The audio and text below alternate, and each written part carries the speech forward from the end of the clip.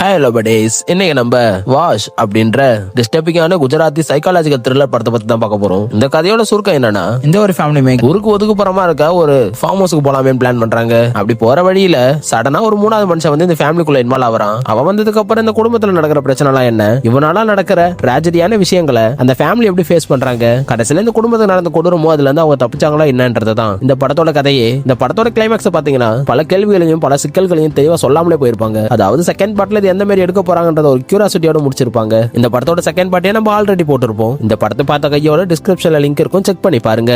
Again இந்த மாதிரி தரமான படத்தை ஷார்ட் அண்ட் ஸ்வீட்டா பார்க்கணும்னா சப்ஸ்கிரைப் பண்ண மறந்துடாதீங்க.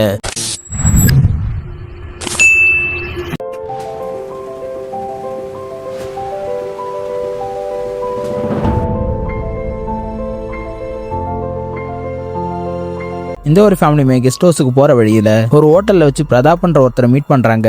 அவர் கையில சேஞ்ச் இல்லன்றதுனால இவருமே ஒரு 10 ரூபா கொடுத்து டீ வாங்கி கொடுத்திருப்பான். அதே சாக்குல அந்த ஃபேமிலி கூட ஃப்ரெண்ட்லியா பேசுற மாதிரி பேசி அவங்களோட பொண்ணுக்குமே சாக்லேட்ல ஒரு மருந்து கலந்து வச்சிருப்பான். அதை கொடுத்து சாப்பிடுமான்னு சொல்றான். அந்த சாக்லேட்டை சாப்பிட்டதுல இருந்தே அவர் பொண்ணுமே இவர் என்ன சொன்னாலும் கேட்க ஆரம்பிச்சிடுறா. ரொம்ப ஆயிலியா இருக்குன்னு சொல்லிட்டு இவங்க ஆர்டர் பண்ண பரோட்டாவுமே இந்த பொண்ணு சாப்பிடாமலே வச்சிருப்பா. இதை பாக்குறவனுமே எதுக்கு சாப்பாடு வேஸ்ட் பண்ற, எடுத்து சாப்பிடுன்னு சொல்ற அடுத்த செகண்டே அவளே எடுத்து சாப்பிட ஆரம்பிச்சிடுறா. இதை பாக்குற அவங்க அப்பா அம்மாவும் பயங்கரமா ஷாக் ஆயிடுறாங்க. சரி நாங்க கிளம்புறோம் சொல்லிட்டு அந்த ஃபேமிலி அந்த ஹோட்டலை விட்டு கிளம்பும் பொழுது அந்த பிரதாப் பண்றவனும் அந்த பொண்ணு கையில ஒரு பிஸ்கெட்டை கொடுத்து நீங்க ஃபார்ம் ஹவுஸ்க்கு போன உடனே இதை சாப்பிடுன்னு சொல்லிட்டு சொல்றான். இவங்களுமே ஃபார்ம் ஹவுஸ்க்கு வந்த உடனே எல்லாருமே காரை விட்டு இறங்க ஆரம்பிக்கிறாங்க. ஆனா இவன் மட்டுமே அவன் சொன்ன மாதிரியே அந்த பிஸ்கெட்டை முழுசா சாப்பிட்டு முடிச்சுட்டு தான் உள்ளேயே போறா. பார்த்தா கொஞ்ச நேரத்துல அவனுமே ஃபார்ம் ஹவுஸ் பக்கத்துல வந்து நின்னுட்டு இருக்கான். அவனுமே இந்த சைடு நான் யதார்த்தமா வந்தான். காருமே பிரேக் டவுன் ஆயிடுச்சு. ஒரே ஒரு கால் மட்டும் பண்ணிக்கிற சொல்லிட்டு இவனுமே கெஸ்ட் ஹவுஸ்க்குள்ள வந்துடுறான். உள்ள வந்து ஒய்ஃபுக்கும் சுத்தமா பிடிக்கவே இல்லை. இவன் எப்பதான் போவான்னு சொல்லிட்டு அவங்களுமே கேட்டுட்டே இருக்காங்க.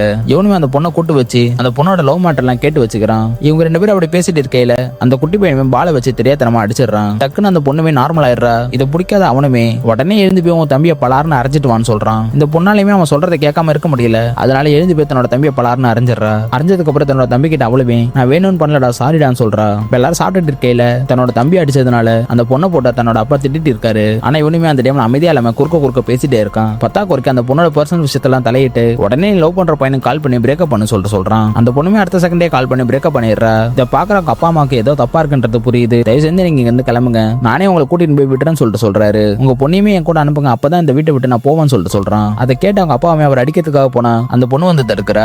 அது மட்டும் இல்லாம அந்த பொண்ணுக்கு டீ குடிக்கிறது பிடிக்காதுன்னு தெரிஞ்சு அவனுமே அந்த பொண்ணை ஒரு பாக்கெட்ல இருக்க மொத்த டீ தூளுமே சாப்பிடுன்னு சொல்லிட்டு சொல்றான். அவளுமே வேற வழியில அதனால எல்லாத்தையுமே அப்படியே சாப்பிட்டுட்டு இருக்கா. இதை பாக்குற அந்த பொண்ணோட அப்பாவுமே ஏன் அவன் சொல்றதுல நீ கேட்கறன்னு சொல்லிட்டு கேட்கறாரு. அதுக்கு அவளுமே எனக்கு தெரியலப்பா, என்னால எனக்கு கண்ட்ரோல் பண்ண முடியலப்பான்னு சொல்றா. இவன் தான் தான் பொண்ணுக்கு கொடுத்த சாக்லேட்ல சூனியம் வச்சு அவளை கண்ட்ரோல் பண்றான்னு தெரிஞ்சுக்கின அப்பாவுமே அவனோட கழுத்தை பிடிச்சி நெரிக்க போறாரு. அப்பா அதை டைவர்ட் பண்றதுக்காக அந்த பொண்ணு கிட்ட உன் தம்பியோட தலையில பலமா அடின்னு சொல்றாரு. அதை கேட்கிற அந்த பொண்ணுமே தன்னோட தம்பியை பலமா அடிச்சிடுறா. இதனால அந்த குட்டி பையனுக்கு பயங்கரமா அடிபட்டுறது. அந்த குட்டி பையனுமே பயங்கரமா சீரியஸா இருக்கிறதுனால என் பிள்ளைய ஹாஸ்பிட்டல் கூட்டிட்டு போகணும்னு சொல்லிட்டு ரொம்பவே கெஞ்சி பாக்குறாரு. அதுக்கு அவருமே உங்க பொண்ணை என்கிட்ட கொடுத்துட்டு உங்க பையனை நீங்க ஹாஸ்பிட்டல் கூட்டிட்டு போலாம் சொல்றாரு. அப்படியே அவனுமே அந்த பொண்ணு கிட்ட எனக்கு கால் வலி, இது கால் எழுதி விடுன்னு சொல்றான். இதெல்லாம் பாக்குறவங்க அப்பா அம்மாவுமே பயங்கரமா அழுதுட்டு இருக்காங்க. அப்படியே அவனுமே எனக்குமே போர் அடிக்கிற மாதிரி இருக்குது, அதனால நீயுமே கொஞ்சம் பாட்டு போட்டு டான்ஸ் ஆடுன்னு சொல்றான். அந்த பொண்ணுமே வேண்டா வெறுப்பு பாடிட்டு இருக்கா. அதை பாக்குறவனுமே என்ன நீ இப்படி ஆடிட்டு இருக்க, நல்லா ஹாப்பியா சந்தோஷமா ஆடுன்னு சொல்றான். இதெல்லாம் பார்க்க முடியாது. அந்த பொண்ணோட அப்பாவுமே ரூம்குள்ள போய் பயங்கரமா கத்தி அழுதுட்டு இருக்காரு. அப்படியே இவனுமே அந்த பொண்ணு ஆட சொன்னவன் நிறுத்த சொல்லவே இல்லை. அப்படியே 2 மணி நேரம் 3 மணி நேரம் அந்த பொண்ணுமே ஆடிக்கிட்டே இருக்கா. அந்த பொண்ணாலையுமே சுத்தமா முடியல, கை கால்லாம் உதற ஆரம்பிச்சிருது. இருந்தாலும் அவளுமே ஆடிட்டே இருக்கா. அது பாக்குறவங்க அம்மாவுமே ஒரு கிளாஸ் தண்ணி மட்டும் கொடுத்துற சொல்லிட்டு கெஞ்சி பாக்குறாங்க. அதெல்லாம் ஒன்னும் அவளுக்கு தேவையில்லை, அந்த கிளாஸ் தண்ணி கீழே ஊத்துன்னு சொல்றா. அப்படியே அவனுமே இதுக்கப்புறம் நான் தூங்க போறேன் அப்படின்னு சொல்லிட்டு கத்திய உன கையில கொடுத்து யாராவது என் பக்கத்துல வரவே தெரிஞ்சு அவங்களை குத்தி கொன்னுடு. அது மட்டும் இல்லாம நான் 10 எண்ணத்துக்குள்ள உங்க அம்மா இங்க இருந்து கிளம்பலனா அவங்க கழுத்துல அந்த கத்திய சொருவிடுன்னு சொல்லிட்டு அவனுமே கவுண்ட் பண்ண ஆரம்பிச்சிடறான். அவங்களுமே பயந்துகிட்டு மேல இருக்க பையன் கிட்ட போயிடுறாங்க. நம்ம பொண்ணு அவ்வளவுதானே நம்மளுக்கு கிடைக்க மாட்டான்னு சொல்லிட்டு தன்னோட புருஷன் கிட்ட சொல்லி அழுதுட்டு இருக்காங்க. என் உயிரே போனாலும் அது மட்டும் நடக்காது, நம்ம பொண்ணு என்ன பண்ணிட்டு இருக்கா சொல்லிட்டு கேக்குறாரு. அவனுமே அங்க நல்லா தூங்கிட்டு இருக்கான். நம்ம பொண்ணுமே அவனுக்கு காவல அங்கேயே நின்றுட்டு இருக்கதா சொல்றாங்க.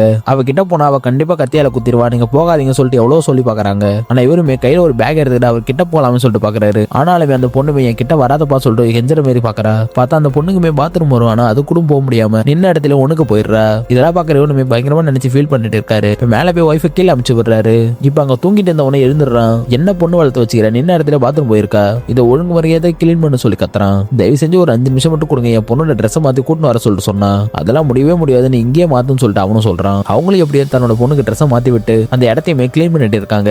பொண்ணோட அப்பா கீழே வந்ததுனால பையனுக்குமே எப்படி இருக்கும் சொல்லிட்டு கேட்கறான். ஆனா அவனுமே தன்னோட பையனுக்கு காய்ச்சல் அடிக்குதுன்னு சொல்றான். கவலைப்படாத, இந்த காய்ச்சல் ரொம்ப நேரத்துக்கு இருக்காது, இன்னொரு 5 நிமிஷத்துல உங்க பொண்ணே வந்து உங்க பையனை கொண்டுடுவா, அதுக்குள்ள உங்க பையனை நீங்க எங்கேயாவது ஒளிச்சு வச்சுக்கோங்கன்னு சொல்றான். இவங்களுமே தன்னோட பொண்ணே தன்னோட பையனை கொண்டா போறான்ற பயத்திலே பையனையுமே எங்கேயோ தூக்கிட்டு போறாங்க.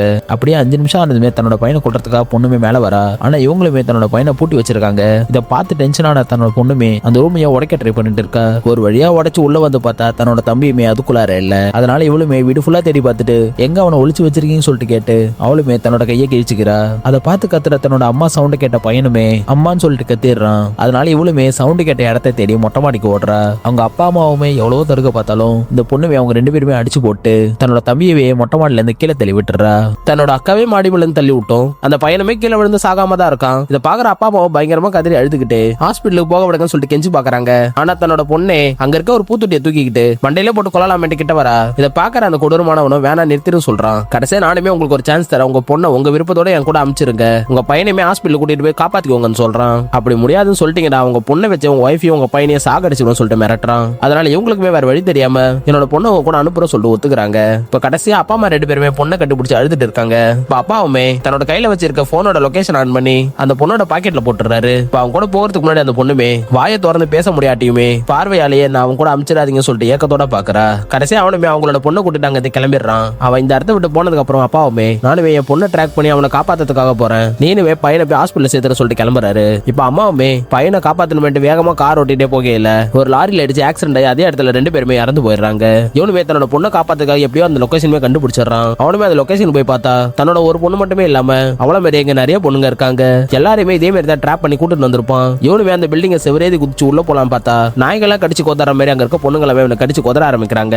அந்த கொடூரமானவனும் அந்த இடத்துக்கு வந்து அங்க இருக்க பொண்ணுங்களை எல்லாத்தையும் போக சொல்லிடுறான். நீ எப்படா என் இடத்துக்கு கண்டுபிடிச்சு வந்தன்னு சொல்லிட்டு கேட்கறான். இவருமே பதில் சொல்லுவா அமைதியா இருக்கிறத பார்த்தா அவருமே அவரோட பொண்ணு கிட்ட கேட்கும்பொழுது இந்த போன் லொகேஷனை ட்ராக் பண்ணி தான் வந்திருக்காருன்றத மாட்டி விட்டுறா. அதனால அவனுமே அந்த போனை தூக்கி போட்டு உடைக்க சொல்றான். இங்க இருக்க பொண்ணுங்க எல்லாருமே உன்னை கடிச்சு கொதறி சாகரிக்க போறாங்கடான்னு சொல்றான். அவனுமே அதுக்கு நான் சாகறதுக்கு தயாரா தான் இங்க வந்தேன், ஆனா என்னோட சாவமே என்னோட பொண்ணு கையில தான் இருக்குன்னு சொல்லிட்டு கேட்கறான். சரி நீயுமே கடைசி ஆசையா கேட்கற நிறைவேற்றலாமே சொல்லிட்டு அங்க இருக்க பொண்ணுங்க எல்லார்கிட்டயுமே ஆரியா மட்டும் தான் இவனை சாவடிக்கணும்னு சொல்றான். இதை அவன் சொல்லி முடிக்கையில அந்த பொண்ணோட அப்பாவுமே எழுந்து அவன் சொல்றது காதால கேட்டதானே அதை அப்படியே செய்வ, அவன் மரத்தி வச்சு இந்த கத்திரிக்கோள் எடுத்து தன்னோட பொண்ணோட காதலியே சொல்லிடுறான். அந்த வில்லனுமே ஆரியா கிட்ட அவன் அப்பா சாவடின்னு சொல்றான். பார்த்தா அவளுமே எதுவுமே பண்ணாம அப்படியே நின்னுட்டு இருக்கா. இவனுமே அவனோட போட்ட பிளான தெரிஞ்சுக்கிறான். அதுக்காக அவனுமே மத்த பொண்ணுங்களை கூப்பிடலான்னு பார்த்தா அதுக்குள்ள அவனுமே அவனோட வாயை பொத்தி பயங்கரமா கீழே தள்ளி விடையில அவன் பாதி மயக்கத்துல இருக்கான். அவன் மயக்க தெளிச்சு பாக்கையில உனக்கு நாக்கு இருந்தா தாண்டா பேசுவோம் சொல்லிட்டு அவனோட நாக்கையே கட் பண்ணிடுறான். கடைசியில அங்க இருக்க பொண்ணுங்க எல்லாமே கொஞ்ச நேரத்துல நார்மல் ஆயிடுறாங்க. இவனுமே அவனை சாவடிக்காம பல வருஷமா ரூம்ல போட்டு அடைச்சு வச்சிருக்கான். அவனுமே சாகாம இருக்கிறதுக்காக செத்து போன எலியும் டீ தூளை மட்டுமே கொடுக்குறான். அது மட்டும் இல்லாம அவனோட பொண்ணுமே சரியா இருக்க மாட்டா. அவ தலையில இருக்க முடியெல்லாம் கொட்டி போய் ஒரு சில மாதிரி அசையாம கொள்ளாம அப்படியே உட்காந்துட்டு இருக்கா.